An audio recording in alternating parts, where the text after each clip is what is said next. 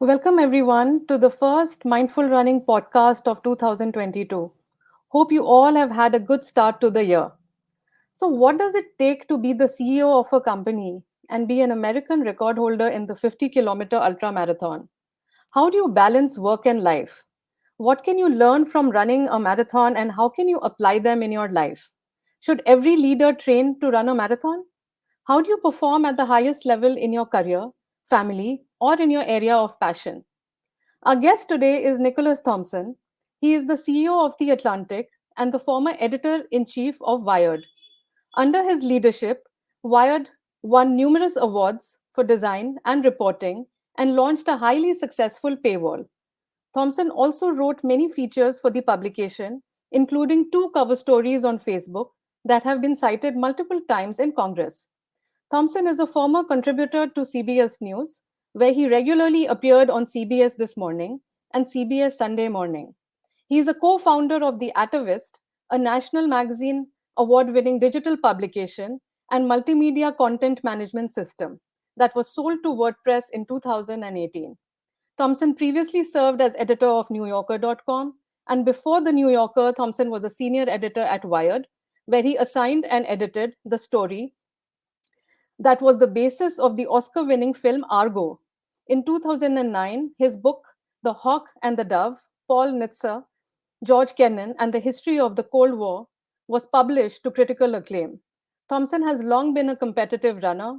In 2021, he set the American record for men 45 and above in the 50-kilometer race and is currently the third ranked Masters marathoner in the world among men 45 plus.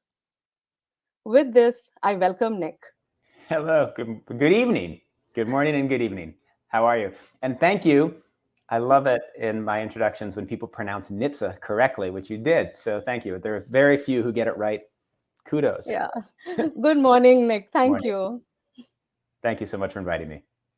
Yeah. Oh, we already have a first comment here. People have joined in and they are, greeting. Loved Argo. Me funny. too, actually. Yeah. It was a good movie. It was a good story and then a good movie. Yeah. Yeah. So I know we just have an hour, Nick, and you have a busy day ahead. So, and I and the audience have a lot to ask. So we will dive straight in. Wonderful. Let's do it. Yeah. And I think you have like such a, good introduction and you've done like so many things. But for the purpose of the conversation today, we will mostly focus on the running part. Okay. Great. Yeah. So when did you start running? What's your story? My running life has had a couple of different phases. I started when I was about age 6. My father took up marathoning and he would take me and I would run a mile, I'd run 2 miles with him. And he had a very brief window in his life where he was extremely enthusiastic about marathoning. My parents got divorced, he moved away, I stopped. I didn't run competitively or race really until high school when I was cut from the basketball team. And I had high aspirations to be a basketball star, and I got cut. I joined the track team because it was the only team that was taking runners. And I struggled at first, it was quite bad. And then, there's this magical day where I improved massively and set a school record, Wow. having gone from sort of last to quite good. And then in high school, I was exceptionally good in high school. I won lots of New England meets. I was, one of the better runners, certainly one of the best runners in the state, better runners in the country. And I went to Stanford, which was a great school with a great cross-country program, and I couldn't cut it. I wasn't good enough. I got unlucky, and so I stopped. And I had no collegiate running career. So I stopped until I was roughly 29, and then I took up marathoning again, took it seriously, and I ran pretty well. I ran, first I ran a little over 3 hours, a little under 3 hours, then I ran a 2:43 marathon. And then I plateaued there for 14 years, where every marathon I ran was like I don't know. It's funny. It's something like my times were like 2:43, 2:42, 2:43, 2:42, 2:43, 2:45, 2:39, 2:43, like all within this very tight range until I was 43 or 44, 43. And then I started training differently and I connected with some coaches and I reworked things. And then I went from, 2:43 is good. It's a good marathon time. Puts you in the top. It's excellent. Yeah, puts you in the top 150 in a big race or something. But I changed, and then I started to get much faster. I went 238, 234, 229, and then I set the American record this year. And so I went from being, good to being much better. Now, I'm 46 years old. I did fine this fall. I ran the Chicago Marathon, 237, which isn't quite as fast as 229. It's 8 minutes slower. So the question for me now is whether I peaked, I'm doing the inevitable decline right now, or whether there's still a little more in me. We'll see. Yeah, I think people, they're going to hear your timings and they're going to be like, yeah, I mean, the top 150 or whatever it is, it's like takes a lot to even be there or even Yeah. like to reach there, from knowing your background, from when you stopped and when you plateaued and so on. So, you just keep getting better with age. I mean, even the 50K record that, you broke. I mean, how do you get faster when you become older? Because people have this mindset that you slow down. Yeah. So how did you do that? Well, the best way to get faster when you're older is to be slow when you're younger, right?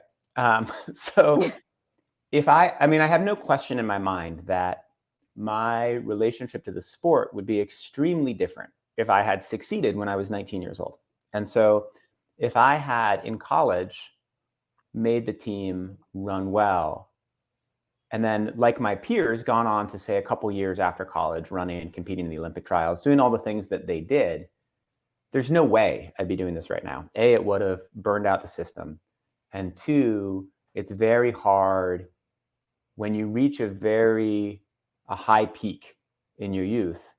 It's much harder psychologically to really push yourself when you're older. One of the reasons I'm able to push myself when I'm older is that the fastest Nick ever was when I was 18, right? Not when I was 27. So I'm competing against to the extent that I'm competing against myself and trying to break my own best times and comparing myself. I'm comparing myself to I never found out exactly where I could get. So that's helpful. That allows me to keep going. The second thing is to, as you get older, you learn more about the sport. You learn more about your body. You learn more about habits. You learn about diet. You learn about all the different things that can make you faster. So you have one force pushing you backwards, which is age, right? And as you age, your body gets weaker, right? Your tendons become less strong. You become fatigued more easily, right? Your VO2 max declines. You have this force pushing you backwards. But then you also ideally have wisdom and intelligence pushing you forward, right? And so those two things can stay in concert. And then, of course, there's another force. And the main reason people slow down as they get older, or slow down drastically, is because life gets more complicated.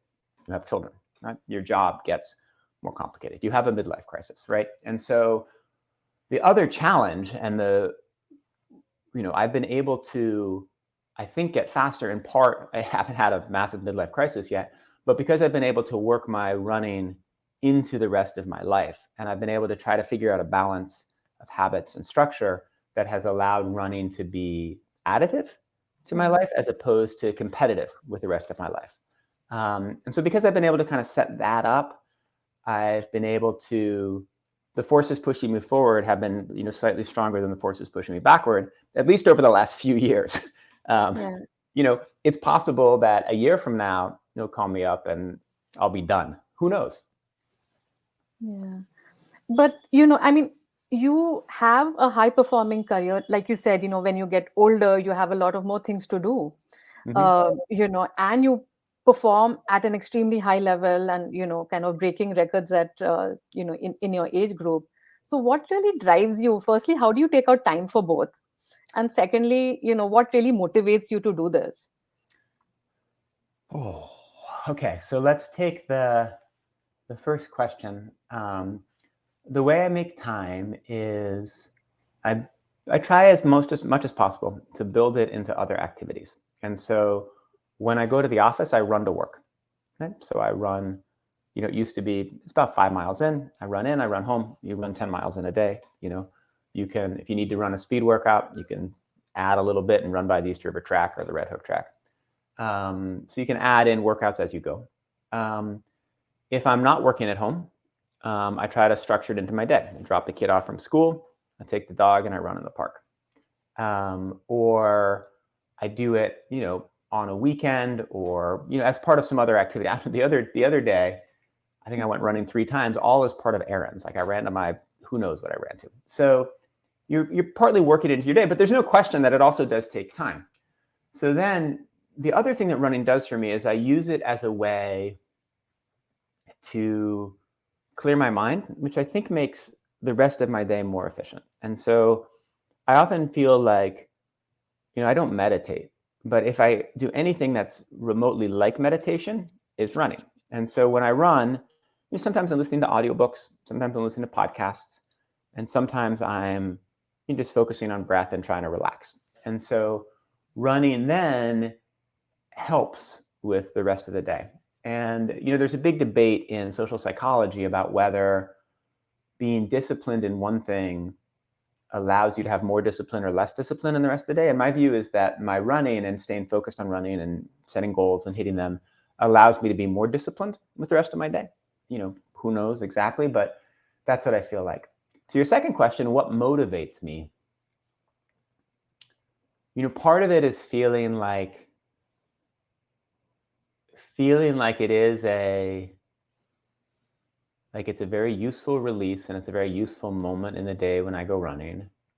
Part of it, I'm sure, is like a deep fear of aging and the stages of life that everybody goes through. Part of it is, there is just pleasure. Part of it is, this is a realization I had. I was thinking a lot about the sort of strange question of why I was so much faster in my 40s than I was in my 20s and 30s. And I think a lot of it was I had a very bad medical experience when I was about 29. And, right after I'd run my first fast marathon, where I ran my first 2:43. And so I feel like at some kind of deep psychological level, for about 10 years after that, all I was trying to do was to get back to the person I was before my sickness. And that's why I plateaued, because like at some subconscious level, I didn't want to be faster. I didn't care about being faster. And so eventually I broke through that subconscious level and realized, isn't it exciting to get faster and actually be faster than that person even before I got sick? So I think that's part of what's going on in the back of my head, but it's sometimes hard to analyze what's happening in your head. And in another part, it is really just habit. It's part of who I am. Like you wake up in the morning and part of you is thinking, okay, when am I going to go running? What am I going to run? I've got a schedule. I'm going to go and do it. And it's almost autopilot as well. So there are a whole lot of things going on. It's going to be a very interesting psychological experiment. Like at some point, I'm going to stop. It might be 6 months from now. It might be 15 years from now. And I wonder what will happen to the rest of my life when I do. Maybe I'll suddenly become vastly more efficient at work. And I'll be like, my God, like, why did I waste my 30s? Yeah, but I'm sure you're already super efficient. I mean, there's nothing beyond a CEO, right? Well, but you can always do better, right? I mean, there's always I can assure you that if you were to give truth serum to all of my colleagues, they would have plenty of things to say about what I could do better. Yeah, but I understand. I mean, I hear where you're coming from because, I think you've been running for like so many years, and even people who don't run for so many years, it kind of gets into the system. And with you, it's just got ingrained. It's a thing to do. It doesn't take effort. I mean, I'm sure it does at times, but it just comes very naturally to just do it in the day. And it also kind of takes you further into your work because, it like helps you at work to think clearly. So it kind of balances it and makes you work better, probably. I think that's right. I think one of the things is that at this point, for whatever reason, there's never a day where I don't want to run. There are days where I don't know when I can run. Like there are days, when I don't know how to fit it into my schedule. Like I don't know how I'm going to go running today. Like there's no block of time to go running. And because of complexities dropping the kids off this morning, I didn't go this morning. And because the puppy got up at 3 and woke me up and I couldn't get back to sleep, I didn't get up at 6 to run. So like the various windows to run are a little bit closed, but I will go running. Like I might go running after they go to bed. I might go running at 9 o'clock tonight, right? I might go run, who knows? But there's never a time. So there are lots of days when I don't know when I'll do it, but there's never a day when I don't want to do it. And that's, and I was thinking about this with the cold, right? One of the things is that in my brain, like, having run for so many years, I've turned off whatever the lever is that is like, weather bad, don't run. Like that switch is gone, right? Like no matter what the weather is, I want to run. And if it's if it's cold, I don't know, 3 degrees the other day, you just put on a hat, right? If it's rainy, you get wet. And so fortunately, I've turned that thing off. That switch is off.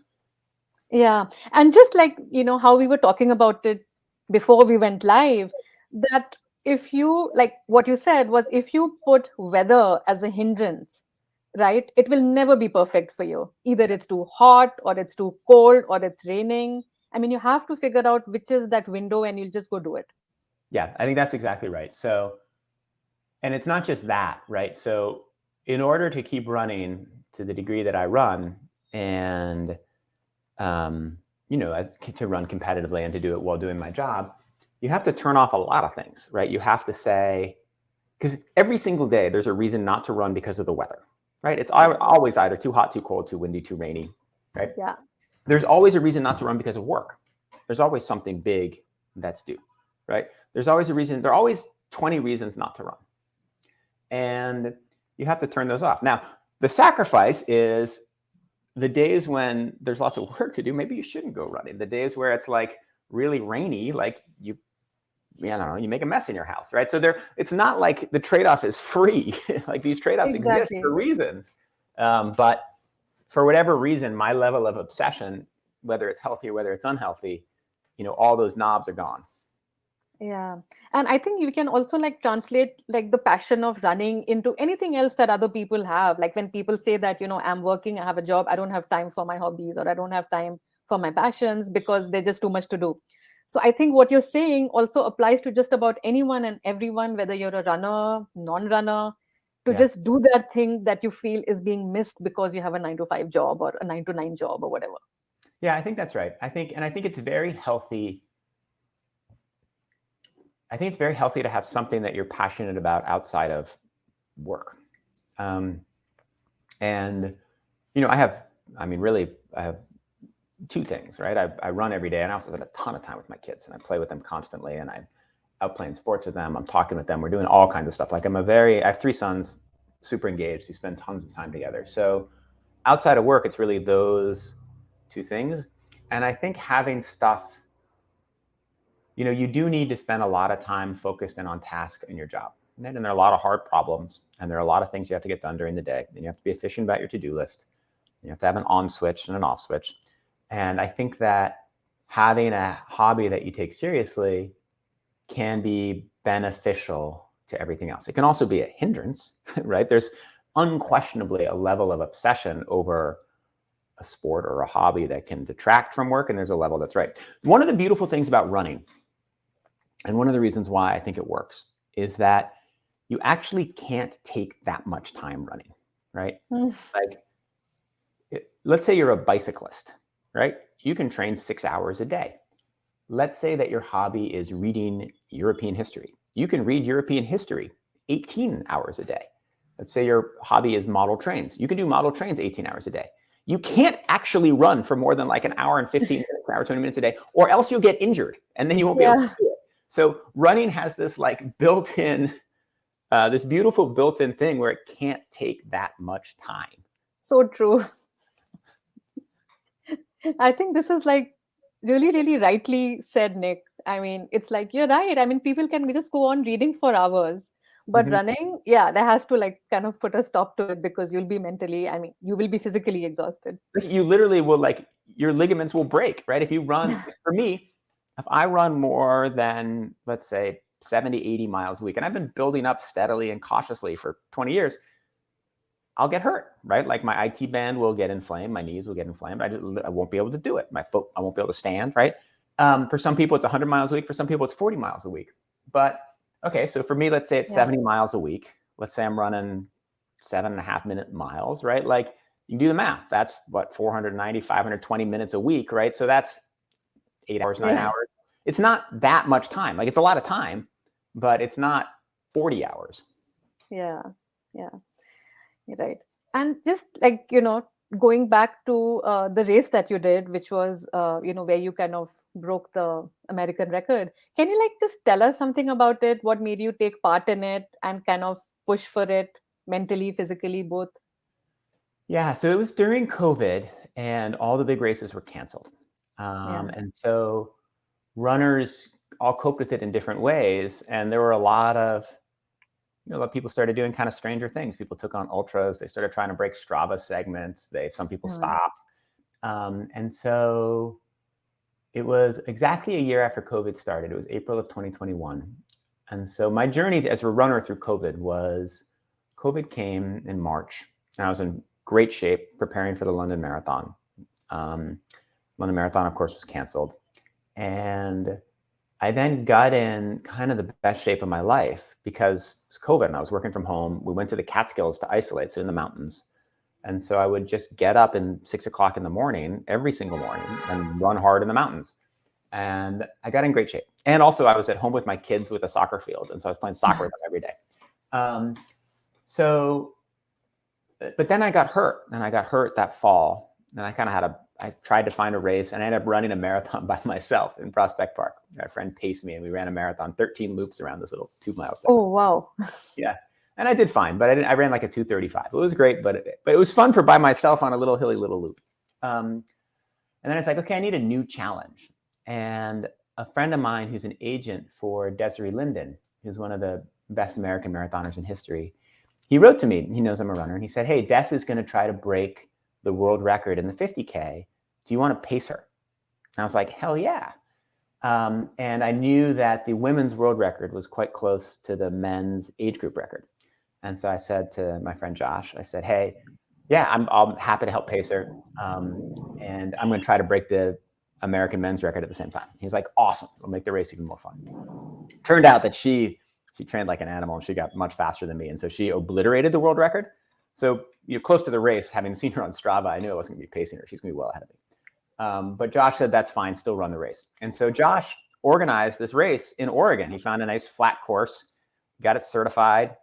I had my coach came out, rode a bicycle, help me stay on task. I think there were maybe 10 people running the race. It was wonderful. Oh, that's it. Okay. Just 10 people. It's a tiny race. It's COVID, right? So it's this tiny race in Oregon. But it's certified. It's wonderful. And so Des set the world record, and I set the Masters record. It was great. So did you actually start pacing her, or it was kind of pre-decided that you'll do your own thing? Okay. No, it doesn't sound like a huge difference, but she took it out at 5:51 and I took it out at 5:58. And so at the end of the first mile, she's 7 seconds ahead of me, right? And I think she ended up running, her average pace was maybe 5:49, 5:48, and mine was 5:56, 5:57. So every mile, and she ran quite steadily and I ran extremely steadily. Like my splits for every 10 miles in that race were within seconds of each other. Wow. The fastest way to run a race like that is to run identical splits. And so I knew what the record was. The record was 3:06:18. I had to run basically 5:59s. I felt pretty good at 5:57. It's a flat course, so you can modulate your pace accordingly. And you have my Strava splits, it's like I'm running 5:56, 5:58, 5:57. There's not a lot of variation. So she just moved. Every mile she got a little further ahead of me. And I did my thing. Yeah, and I think with the whole time thing, she would probably be in your line of sight. No, she's gone. She's gone after mile 1. It's a loop course, right? So you run out, I don't know, maybe you run out 6 miles, you run back 6 miles, out 6 miles. I can't quite remember. So I would see her every 6 miles, but she'd be coming back. So, and she had a different pacer or other pacers. So I never ran with her. She was never in line of sight. But I would cheer her on every time she'd run by me. I'd say, go Des. And she'd say, go Nick. Nice. But that was really awesome. And did you ever know that you can do this? How did you prepare yourself mentally? Because it takes a lot from, like what you said, like you had plateaued in your timings and, you wanted to do better. And this was not a full marathon, and this was a 50K. Yeah. So the distance was more and the time was better. So how did you prepare yourself mentally? Well, there are a couple of answers, I think. So one is, I didn't worry too much. Like a marathon and a 50K are not that different. It's 5 miles. There's some physiological differences, right? Because you store roughly 2,000 calories of glycogen in your body. You burn about 100 per mile. So you run out after about 20 miles, which means you have to switch to fat oxidation. So there's there's some physiological changes. And so in the marathon, you're running kind of 6 miles without carbs. 50K, you're running 11. So it's a 2-to-1 ratio. So there's a little bit of difference, but not a huge one. I trained pretty much the same way. I did one 30-mile run before the race. The most interesting thing is the night before, maybe 2 nights before, I was nervous. I was like, I can't do this. It's too hard. It's too fast. It's too long, right? And I wrote to this guy named Brett Kirby, who's one of the smartest people I know about running. And I was I didn't say, help me. I just said, hey, I'm nervous. Like, what do you recommend? And he said something super smart. He's like, okay, whenever you're trying to do something hard, and something harder that you've never done, try to break it apart and think about how it's actually easier than something else you've done, or how part of it is something easier than you've done. And so that just changed my framework. And then instead of thinking, oh my God, I've never run 31 miles, I started thinking, okay, wait, the pace is I've only got to run 5:57s. Like, I ran a marathon at 5:48s, right? Or 5:45s, or whatever I ran the marathon at. Like, this isn't hard. I can run 5:58 is easy, right? If you think about 31 miles, that's hard. If you think about 5:58, 5:57, that's easy. And so I just changed my framework, and then that kind of got rid of a little bit of the stress, and maybe, I went into the race fairly stress-free, fairly confident, and that was helpful.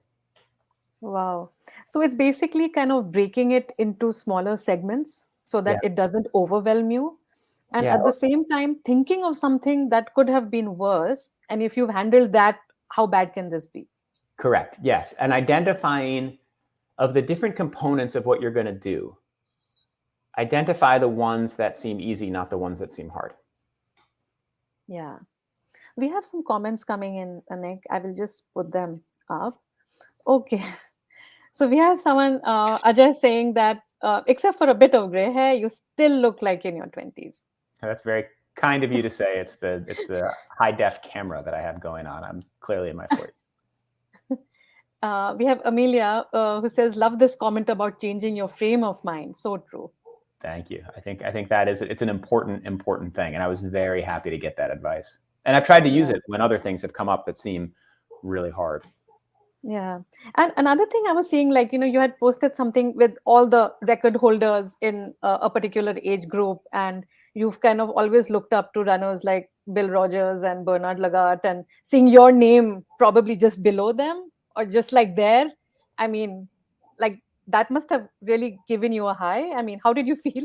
That was crazy. I mean, that chart, it's the list of American record holders 45 plus by distance, and the American record holder, I don't have it exactly memorized, but it's like in the 40K, it's Bill Rogers, right? Who may be the greatest American marathoner of all time, certainly top 5, and a hero. I grew up in Boston. He won the Boston Marathon 4 times. And then in the marathon, it's Bernard Lagat, who, Olympian, silver medalist, bronze medalist, nicest guy in the world. And then it says on the chart, it's like Bill Rogers, Bernard Lagat, Nicholas Thompson. And like, I'm 1/1000th the runners that those guys are. And it was just awesome to see that. Yeah. I mean, that's really great. Did you like frame it up or something? I put it on Instagram. I haven't like put it on my wall though. But it's neat. I mean, it's partly because like the record, I mean, it's the 50K. There are not a ton of people who do a 50K. There aren't millions of races where people run 50K. It's like a much more accessible record than the marathon, right? So Bernard Lagat's age group record in the marathon, like, I can run 2 miles at the pace he ran that marathon. Like, it's a whole different category. And so in some ways, my record it's still a record. Like, still a lot of people have run it. Like, the guy who held it before is a legend. But it's not, I'm not kidding myself. Like, I'm not in the same sphere as people like Bernard Lagat. Yeah. And just after doing this race, Nick, I mean, has that kind of set your bar higher? I mean, do you want to keep beating this, or are you content with what you've done? I mean, so there are 2 answers to that. The first is I would love to. I finished it and I was like, wow, what can I do next? Yeah. On the other hand, every indication is that I'm slower than I was 9 months ago, right? I mean, I trained really hard over the summer, and, I ran a 2:29 in Chicago in 2019, and I ran 2:37 in 2021. And so 2 years, 8 minutes. And partly it was the weather, right? It was hot. It was probably 4 or 5 minutes slower this year. But it's a decline. And then I caught COVID in December. Omicron swept through New York. And I didn't have many symptoms. Got through it really quickly. I kept training. We went up to the Catskills again, and I ran loops around the yard and up and down the driveway. I didn't have a problem. The whole family got it. We all played basketball together. I stayed in shape, but I'm a wreck when I run right now. I'm a couple weeks out from testing negative in 10 days, but I tried to run a tempo run yesterday. I tried to run 4 miles, and I was running like 6:30s, 6:40s, which is the slowest I've been, ever since I started training seriously. So the question is, is there some lingering effect of COVID, right? Do I have some low level inflammation through the body? Do I have a respiratory problem? Right? Did it affect my lungs? Am I not breathing as well, right?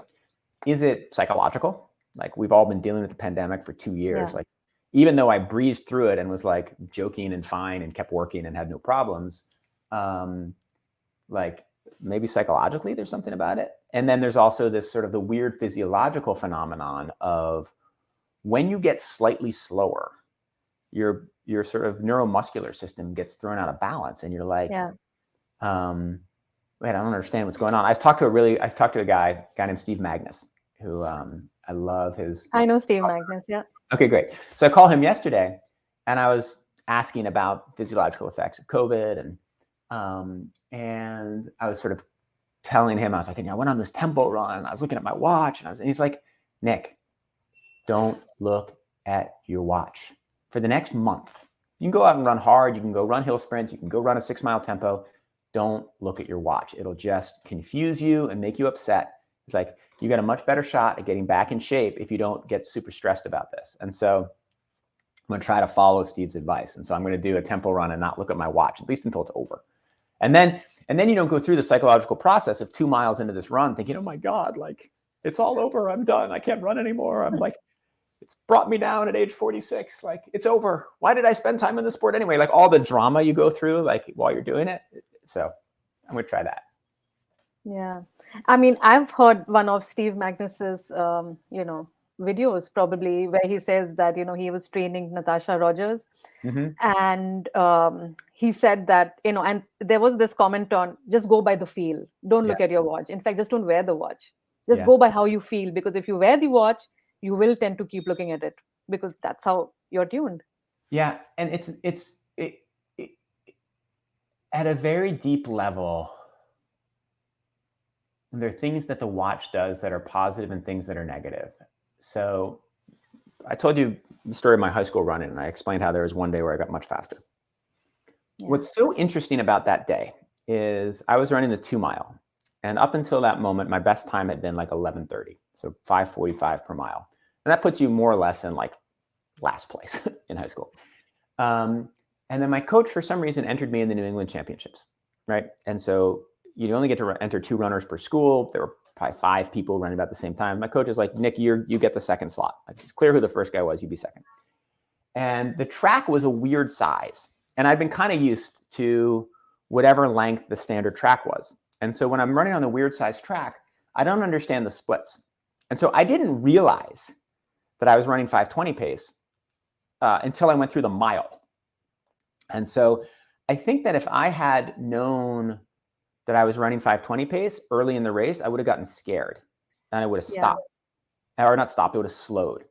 And so not knowing what time I was doing made me go a lot faster. And so, Magnus and other coaches, sometimes what they'll do is they'll have runners run workouts without their watches, or they'll lie to them about the time they're running. And we can't do that too often. But, runners we're limited by lots of things. You're limited by the amount of blood you can get to your muscles. There are a whole lot of physiological things that limit you. But there's also a weird mind-body connection that limits you. And sometimes it helps you, and sometimes it messes you up. And so sometimes the way to get better is to take the watch off. Sometimes the way to get better is to put the watch on and put on a heart rate monitor and to get as much data as you can. Sometimes the way to do it is to turn all that stuff off. Yeah. In fact, we have a comment on that note. I think I'll just put it up. Ravi says, that's a great insight from Steve. Through you, Nick. A friend is struggling with out of whack heart rate while running after COVID. We'll share this. Stop looking at the watch with him. Yeah, I think that's right. Turn off the heart rate monitor, turn off the watch. You know, I'm going to try it. It's something that I've done before, right? So when I'm starting a training cycle, so I'll run a marathon, I'll take some time off, I'll start up again. And when I start up again, it's quite depressing to look at your times and you try to go run 5 miles and you run it slowly. And so what I'll do is instead of doing segments that I'm familiar with, I'll do fartleks, right? I'll say, I'm going to run hard for 3 minutes, or I'm going to run hard up this hill, or I'm going to go run up this mountain. And so for a couple of weeks at the beginning of every training cycle, I'm not neurotic about my times and tracking. I'm just like, I'm going to go run up and down this mountain. And it's a better way to do it. And what I need to do physiologically is like right now, I feel like I'm 6 weeks away from the race I wanted to run, which is the National 50K Championships. I'm clearly not going to be able to do that. And so I need to turn off the part of my brain that is like, I need to obsessively get ready and hit these targets. And like, maybe sometime in the spring or summer, I'll run fast again. And so I need to like train more like I'm at the beginning of the cycle, not at the middle of one. Right. We have another comment from Rishpal who says, just go by how you feel and not go by the watch. Yeah.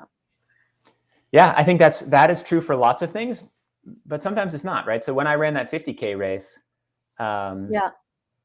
it was actually really helpful because sometimes if I had started to run any of those miles at 5:42 pace, I'd probably start to build up hydrogen ions, lactate, right? Like there'd be physiological effects that sometimes you're not aware of. So the watch can help.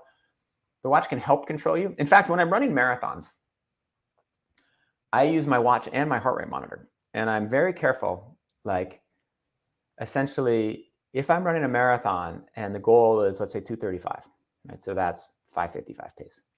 I will make sure in those early miles, I'm not going faster than 5:55 and my heart rate's not more than, let's say, 138, right? And I'll like lock in. And if I see the watch say I'm going 5:52 or my heart rate's 142, I'll dial it back a little bit. And so it's when you're precisely tuned and you have a specific goal, those things are helpful. But I completely agree with the comment that when you're not, they're totally unhelpful and in fact quite destructive. And I think responding positively to the previous comment, I think I rely too much on the data. And I think over the last couple of years, I've started to rely a little too much on the data and I need to release it. And maybe one of the benefits of, every bad thing usually has a good thing that comes with it, right? Yeah. Maybe the COVID and running thing, which is, has lots of negative consequences. COVID, horrific consequences for the world. But in the tiny, tiny, tiny microscopic sense of like, what did COVID do to Nick and what did COVID do to Nick's running? Maybe it will have some small benefit. Yeah, I'm sure, Nick. We have a comment from Apurva. He says, it is tough to overcome these 20 reasons, especially the one that says, listen to your body, not to lace up. Mm-hmm. It is the guilt of not doing it that is a good motivator. Well, everybody has different motivations and like that totally, everybody has different reasons why they run. For some people, it's the guilt of not lacing up. For some people, specific goals. For some people, it's feeling healthier, losing weight. For some people, it's setting a world record. And all those are great reasons to love to do it. What I love about running is anyone can do it, right? All you need are shoes, right? You don't need skates and frozen water, right? You don't need. And some people don't even need shoes, Nick, barefoot running. Even better, right? Yes. Right. And lots of people, deliver either because they don't have shoes or because they prefer running without shoes. You can just go do it. Everyone can do it. And there's always a target. There's always something. You can always be better than you were yesterday. Yeah. And, talking about, like you said, that, your another aim in the summer or spring or, how things might change, your targets might change and, what's in store. So looking at the whole running life and you as a leader, do you draw parallels and do you take learnings that you basically encounter when you're running into your work life and vice versa? Oh, definitely. Definitely. There's just so much to take away and learn from the sport. Yeah. There are lots of things to take away and learn from the sport. I mean, one of the central lessons that I've taken from running and from guitar and that I've carried into every element of my life is just an awareness that if you keep doing something, right? And if you get up every day and you run, you're going to get better, right? And if you get up every day and you play guitar, you're going to get better, right?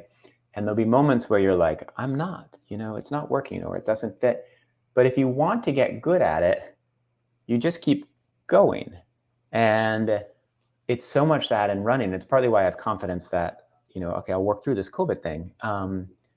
You get up in the morning and you do it, right? And you don't worry about you just go and you do it. And whatever you want to do, you go and do it. And so same thing with your job, right? Like there are moments where I'll stop and I'll look at my to-do list, or I'll in fact, I had a moment like this last night where I was like, holy, how are we going to solve this? And the answer is, I don't know how exactly we're going to solve it, right? I don't know. But, if you do slightly better today than you did yesterday, and you make some progress, it makes the next progress go forward, right? I wrote this book about George Kennan and Paul Nitze, you said. And one of the smartest things that Kennan said, he said, and I don't have the exact quote memorized, but it's, if you look at every foreign policy disaster in American history, it's the result of bad decisions after bad decisions after bad decisions after bad decisions after bad decision. If you look at every foreign policy success, it's a result of good decision after good decision. And he said, in some ways, that's terrifying, because if something goes wrong, it means you're closer to a really bad outcome. But in some ways, it's quite motivating, because if something goes right, it means you're moving in the right direction. And I've always felt like that's a life philosophy I've taken to heart, which is that if something's going badly, or if something is going wrong at work, or it's going wrong in life, or my kid is having a problem with something, or anything really, it kind of goes back to the advice that Brett Kirby gave me the night before the race. What you should do is just try to make the next thing go right, even if it's a small thing, right? Like if there's a catastrophe and it feels impossible and there's no way to get it through, the proper solution is not to go put your head under the covers. It's not to panic. It's just to say, okay, I'm gonna do the next thing better, right? And so if you're in a race and you're really struggling, right? And you're not gonna hit your goal. I had this happen in the New York Marathon this year. So I ran the Chicago, I ran pretty well. And then I ran New York. And 4 weeks later, it's not smart to double back. And it's really not smart to do it the way I did, which is the week before the race to go to Madrid, go to Europe and have a good time and forget about all physiological things and fly back and go start the race, right? So I had a lot of things going against me. And in the race, I ran the first 16 miles quite well. And then I had this horrific pain in my abdomen. And I had to stop and walk, right? And at that moment, there are a couple of things you can do, right? There's one is to say, well, I'm not going to hit any of my goals. And in fact, I'm hurting. The subway is just 2 blocks there to the west. I can go get on the 4 train and go south and go home. Or it's to say, okay, wait a second, everything's going very badly. All my goals are out the window, but I still want to finish. So I'm going to try to run mile 17 as best as I can. I'm going to walk it, right? Yeah. I'm going to try to do mile 18 as best as I can. And I'm not going to worry about whether I can actually get to 26. I'm just going to worry about I'm going to run the mile that I'm doing right now. And I kept that attitude, and lots of people passed me and my goals disappeared. But I still finished in 2:44, which is totally reasonable for a guy who's walking on First Avenue. And I felt like it was a good lesson of, again, it ties back to, and it's inconsequential. Who cares what Nick ran in the New York Marathon? It has no effect on the world. It does no good for anybody else. It has no civic value. It's just a thing. But it ties into the much more important stuff of, okay, so, I have a job that matters, right? If something goes wrong, things go wrong, right? But try to do the next thing right. Yeah. And it's how I've read in multiple places where it says that, kind of comparing the pandemic to a marathon. Mm-hmm. And, Amelia kind of put that comment right here that I was about to say, that you got to run the mile you're in. I mean, the pandemic might seem like a marathon or even an ultra marathon, but you got to run the mile you're in. So again, connecting life and, what we are going through with actually running. It's such good advice, right? The pandemic seems absolutely impossible, right? But if you're Joe Biden and it seems like, oh my God, the pandemic has ruined your prospects. Well, let's make the next decision right. And if you're a regular person, well, let's figure out how to stay safe, how to keep your loved ones safe. Let's figure out, okay, well, we've learned new information about how Omicron spreads. We've learned new information about masks. We've learned new information. Do the best you can with the next decision.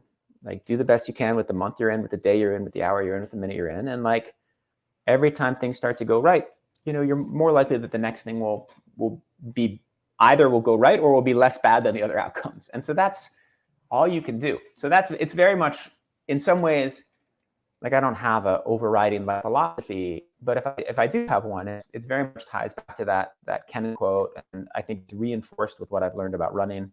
It certainly ties into the way I approach my job, to the way I approach, you know, being a father, the things that are most important in life. Yeah, there's so many parallels. And in fact, you know, I read this book by Meb Kebede. That's how you Yeah. pronounce his last name, right? 26 marathons.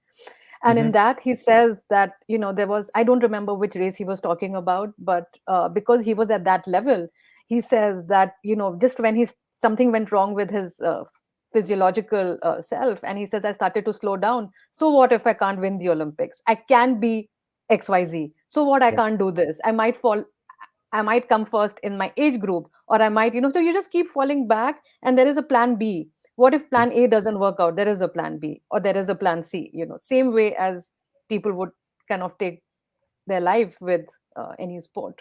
Yeah, I think he was, Meb is extraordinary. And I think he was writing about the 2012 Olympic marathon where he, you know, I think he stopped like at a church right at mile. I think he stopped. Yeah. And he kept going and he ended up coming in the top 10, right? Became in 8th or 9th, right?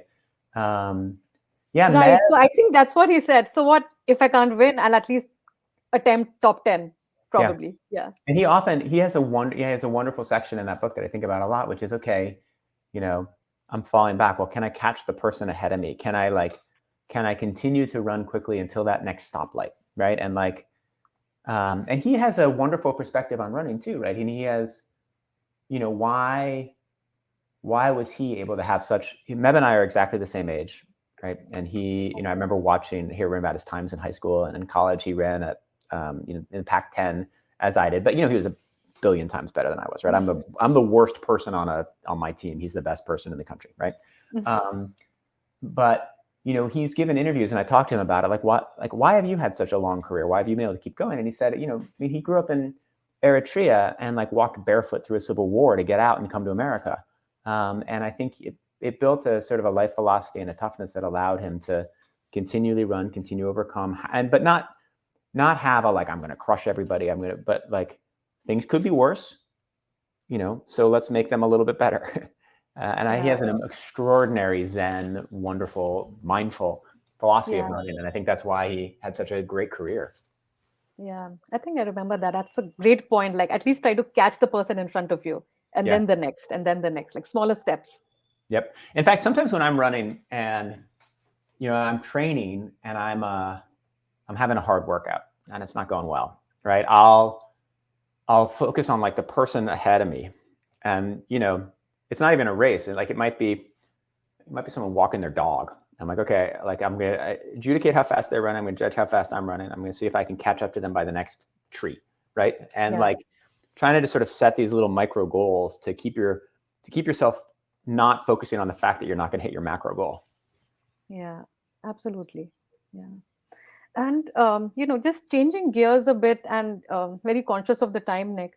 You know, I know that you have your passion, which is running, and you have another passion, which is music. Yeah. Right. So I'll just kind of change gears and come to that. And I've heard your interviews where you said that, you know, you've played in the subways. So tell us something about how that started, and about your albums. And well, I started guitar, you know, when I was, I don't know, 13 or 14. When I was 13. I come from a very musical family, but I was not good in music class. I can't sing on pitch very well.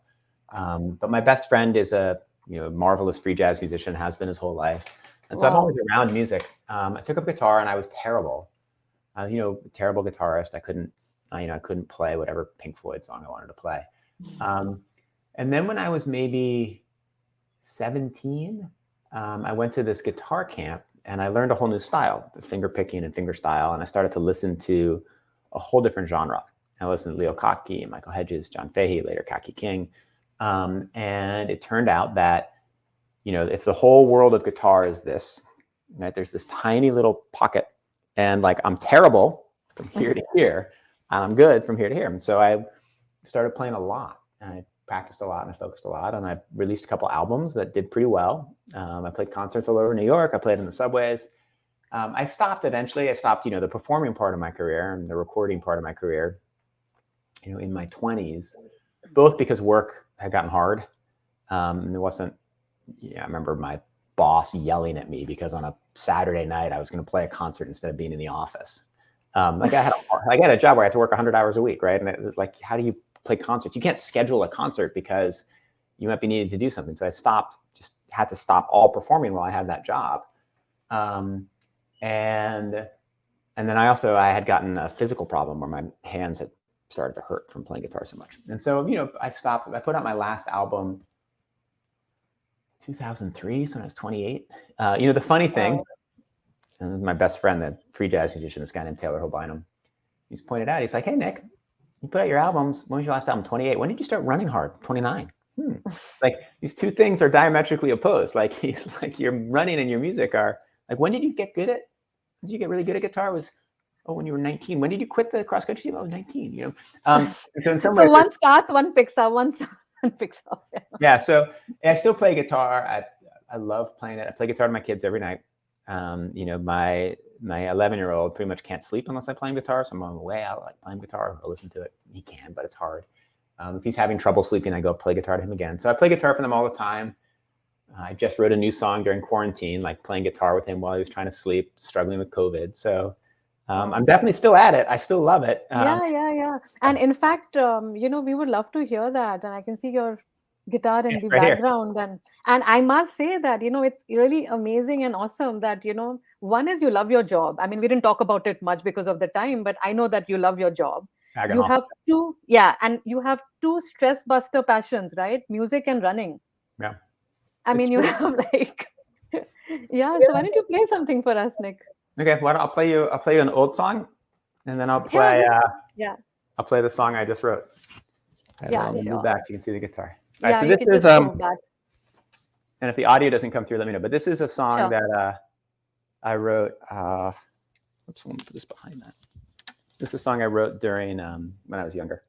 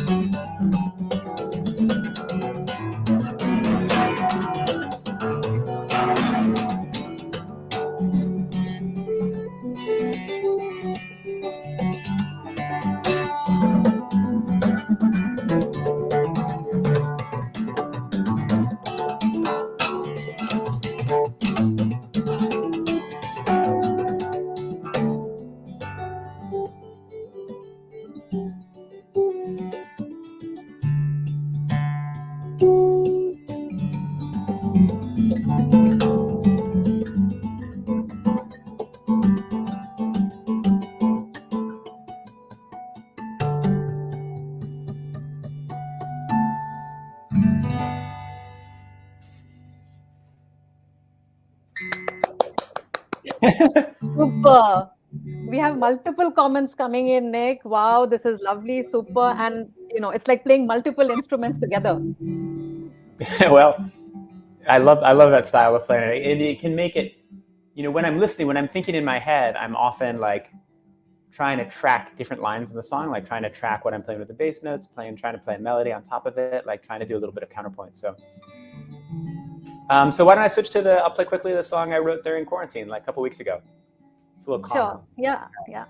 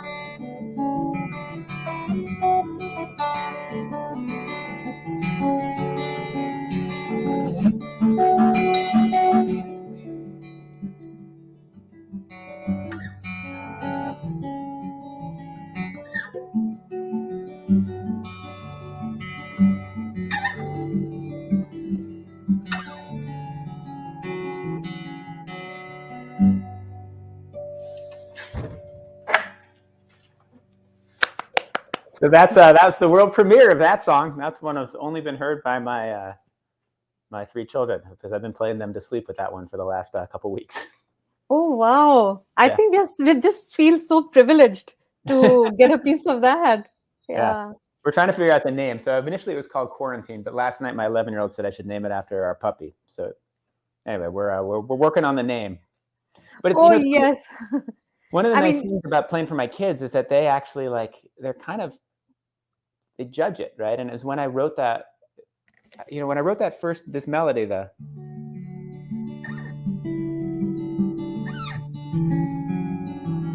was just kind of playing around, and my 11-year-old was like, "That's really pretty," right? And so it was actually like him helping to stop me, because I was just noodling, playing him to sleep while I was just improvising, and it was really cool, actually. And so I feel like my kids are definitely a part of, this song is like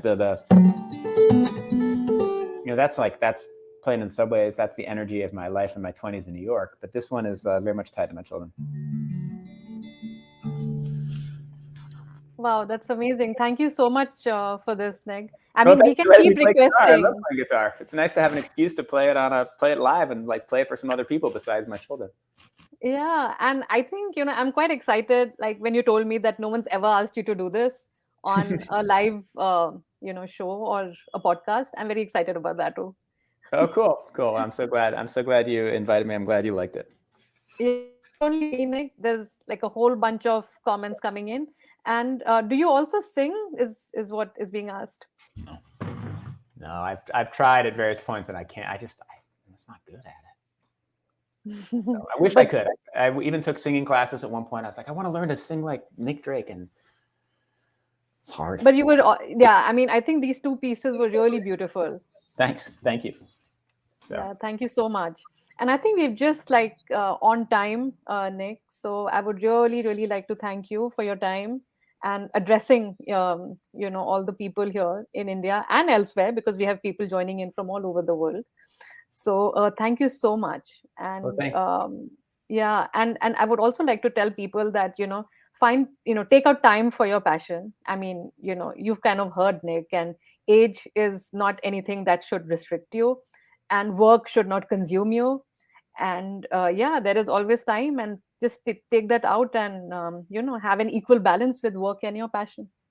All right. So thank you. Yeah, Thank you so thank you much. everyone, and have a great weekend, everyone. Thank you all. Thank you so much. It was wonderful to talk with you. I love being here, and thank you, audience, for all the great questions. Thank you, Nick. Cheers. Thanks so much.